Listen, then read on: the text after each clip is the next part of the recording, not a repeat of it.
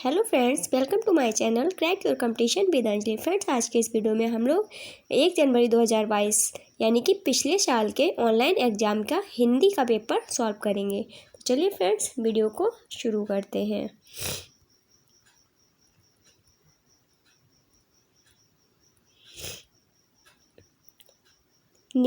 निर्देश दिए गए गद्यांश को पढ़कर पूछे गए प्रश्नों के लिए सबसे उपयुक्त विकल्प का चयन कीजिए। पहले गद्यांश को पढ़ लेते हैं। भारत में उनके अक्षरों का कोई सानी नहीं था। वायसराय के नाम से जाने जाने वाले गांधी जी के पत्र हमेशा महादेव की लिखावट में लिखे जाते थे।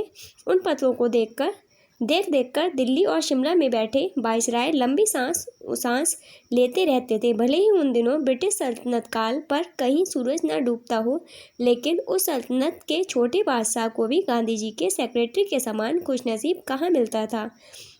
बड़े बड़े सिविलियन और गवर्नर कहा करते थे कि सारी ब्रिटिश सर्विसों में महादेव के समान अक्षर लिखने वाला कहीं खोजने पर भी मिलता नहीं था। पढ़ने वालों को मंत्रमुग्ध करने वाला शुद्ध और सुंदर लेखन, महादेव के हाथों के लिखे गए लेख, टिप्पणियाँ, पत्र, गांधी जी के व्याख्यान, प्रार्थना, प्रवचन, मुलाकातें, वार्तालापों पर लिखी गई टिप्पणियाँ, सब कुछ फुल स्पीक कैप के चौथाई आकार वाली मोटी अभ्यास पुस्तकों में लंबी लिखावट के साथ जेट की सी गति से लिखा जाता था। वे शॉर्ट हैंड जानते नहीं थे।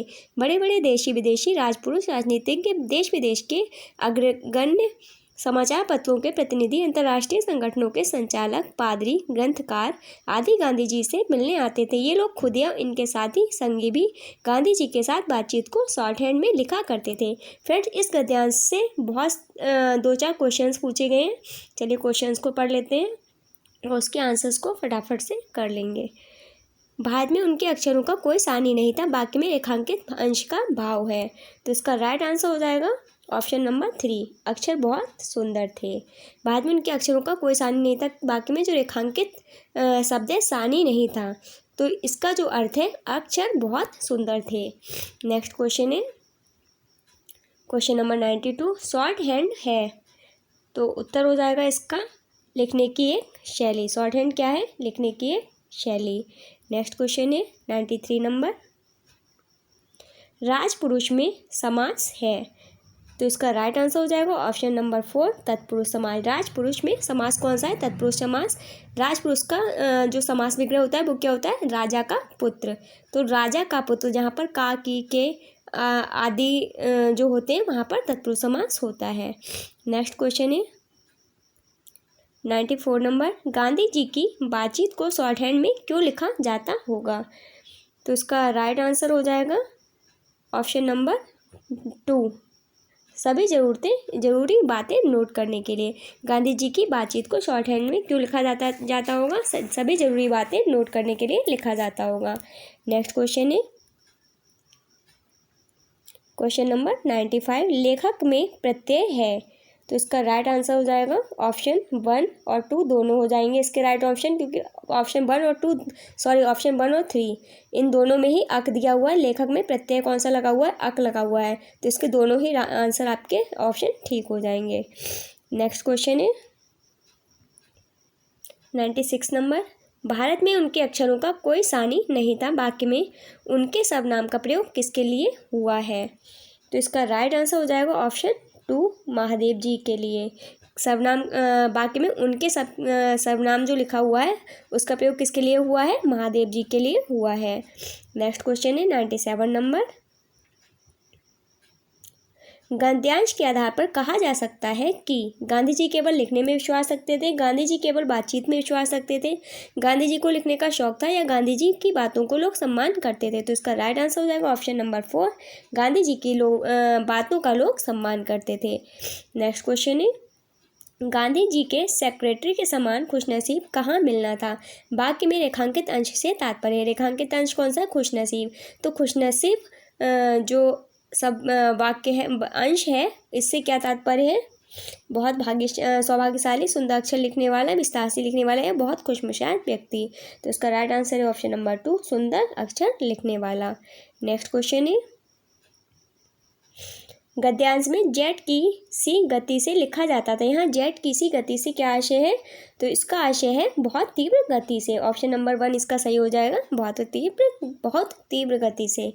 नेक्स्ट क्वेश्चन है,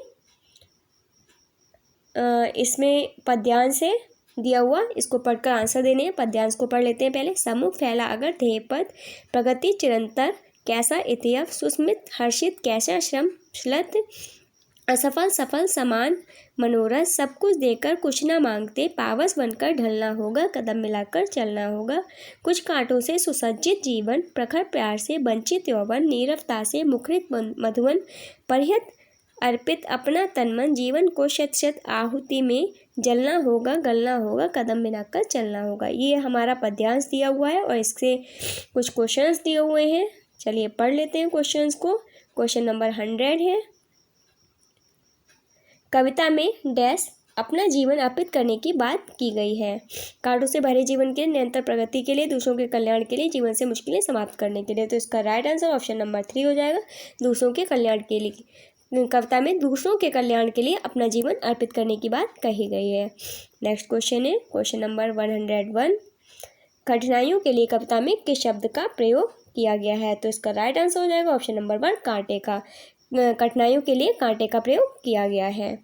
नेक्स्ट क्वेश्चन है क्वेश्चन नंबर 102, कविता में निरंतर आगे बढ़ने की बात किस वाक्यांश में कही गई है। तो इसका राइट आंसर हो जाएगा ऑप्शन नंबर 2 कैसा इति अब। कैसा इति अब जो लाइन लिखी गई है इसका अर्थ होता है निरंतर आगे बढ़ने की बात इस वाक्यांश में कही गई है। नेक्स्ट क्वेश्चन है आपका 103 नंबर का क्वेश्चन 103, जीवन को जलाने गलाने का भाव है। तो इसका राइट आंसर हो जाएगा ऑप्शन नंबर 4 अथक परिश्रम करना। जीवन को जलाने गलाने का भाव किसमें है, अथक परिश्रम करना। नेक्स्ट क्वेश्चन है आपका 104, इति का विलोम शब्द है। तो इसका इति का जो विलोम शब्द होता है वो होता है अथ। इसका सेकंड नंबर ऑप्शन आपका सही हो जाएगा। नेक्स्ट क्वेश्चन है 105 नंबर, पावस का अर्थ है। तो पावस का अर्थ होता है दोस्तों वृष्टि। तो इसका राइट आंसर हो जाएगा ऑप्शन नंबर 3 वृष्टि। पावस का अर्थ क्या है, वृष्टि है। नेक्स्ट क्वेश्चन है आपका 106 नंबर क्वेश्चन, कक्षा में विद्यार्थी विषय वस्तु को समझ जाते हैं किंतु वे किसी चर्चा में भाग नहीं लेते हैं, उन्हें भाषा की कौन सी कठिनाई है। तो इसका राइट आंसर हो जाएगा ऑप्शन नंबर 2 अभिव्यक्ति संबंधी कठिनाई। इन कक्षा में विद्यार्थी विषय वस्तु को समझ जाते हैं किंतु वे किसी चर्चा में भाग नहीं लेते हैं, तो उनमें भाषा की कौन सी कठिनाई है, अभिव्यक्ति संबंधी कठिनाई है। नेक्स्ट क्वेश्चन है आपका क्वेश्चन नंबर 107, कक्षा में शिक्षक शब्दों या चित्रों के माध्यम से संप्रेषण कर रहे हैं, इस स्थिति में विद्यार्थियों को किस श्रेणी में रखेंगे। तो इसका राइट आंसर हो जाएगा ऑप्शन नंबर 2 संकेत समझने वाले। नेक्स्ट क्वेश्चन है आपका 108 नंबर, विद्यार्थियों के लेखन के संरचनात्मक मूल्यांकन में क्या होना आवश्यक है। तो इसका राइट आंसर हो जाएगा आपका ऑप्शन नंबर 2 विद्यार्थियों द्वारा संकेतों के उपयुक्त अर्थ प्रतिपादित करने तथा प्राप्त उद्देश्य के सोपान पर टिप्पणी करनी चाहिए। नेक्स्ट क्वेश्चन है आपका 109, बच्चे में अंतर्निहित जन्मजात क्षमता होती है जो उन्हें भाषा के पैटर्न के खोजने में मदद करती है, निम्नलिखित में से कौन सा सिद्धांत इस कथन का समर्थन करता है। तो इसका राइट आंसर हो जाएगा ऑप्शन नंबर 3 सहजतावादी सिद्धांत। नेक्स्ट क्वेश्चन है 110 नंबर, निम्नलिखित में से कौन सा भाषाई अभिव्यक्ति का विकार नहीं हो सकता। तो इसका राइट आंसर हो जाएगा ऑप्शन नंबर 1 स्थानिक मान को समझने में कठिनाई का होना। स्थानिक मान को समझने में कठिनाई का होना क्या है, भाषाई अभिव्यक्ति का विकार नहीं है। नेक्स्ट क्वेश्चन है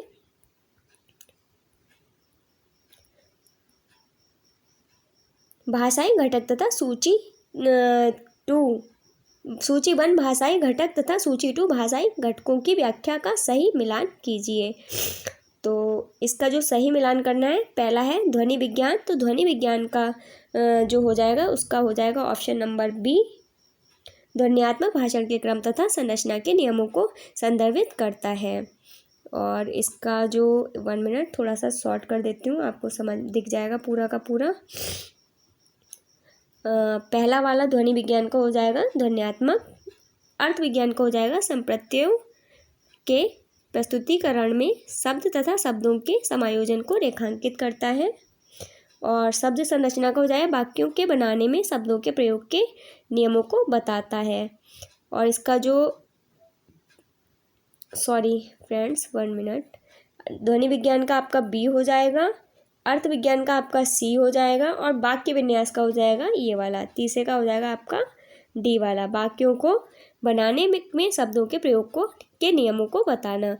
और इसका जो चौथा वाला है ये शब्द संरचना, तो इसका हो जाएगा आपका ये वाला चौथा ई, व्याकरण चिन्हों का प्रयोग संख्या काल केस व्यक्ति लिंग सक्रिय या निष्क्रिय आवाज़ों और अन्य पदार्थों को दर्शाने में किया जाता है।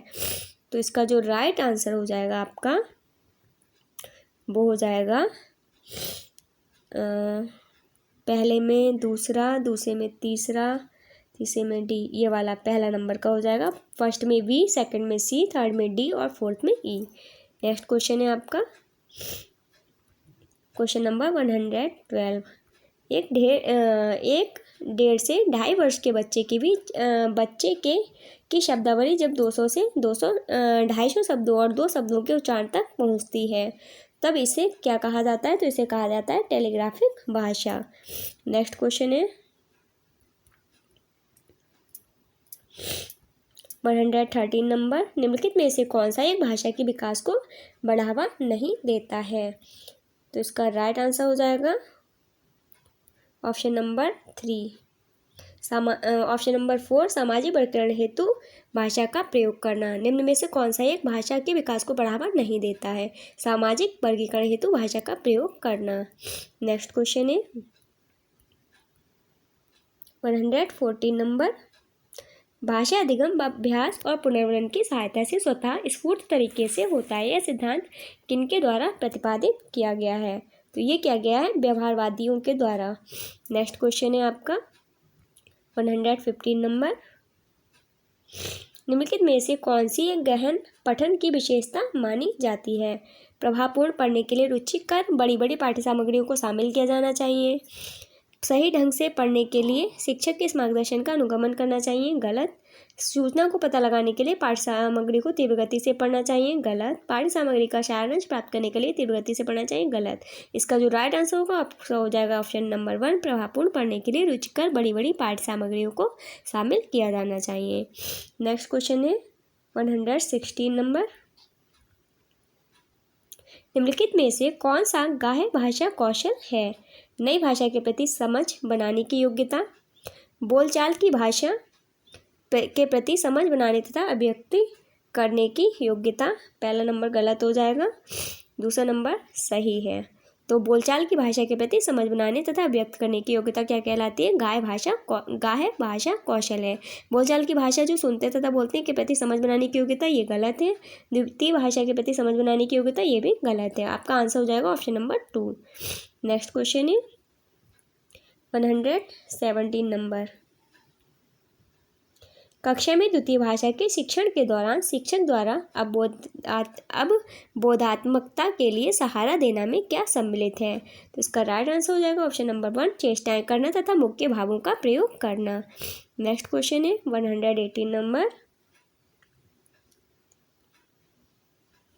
विद्यालय में बच्चे को अपने घर की भाषा का प्रयोग करने से मना करना उनके अधिगम के लिए क्यों हानिकारक है? तो इसका राइट आंसर हो जाएगा ऑप्शन नंबर 4, इससे विद्यार्थी स्वयं को हाशिए पर महसूस कर सकते तथा कक्षा में स्वयं को खोया हुआ महसूस करते हैं। नेक्स्ट क्वेश्चन है 119 नंबर,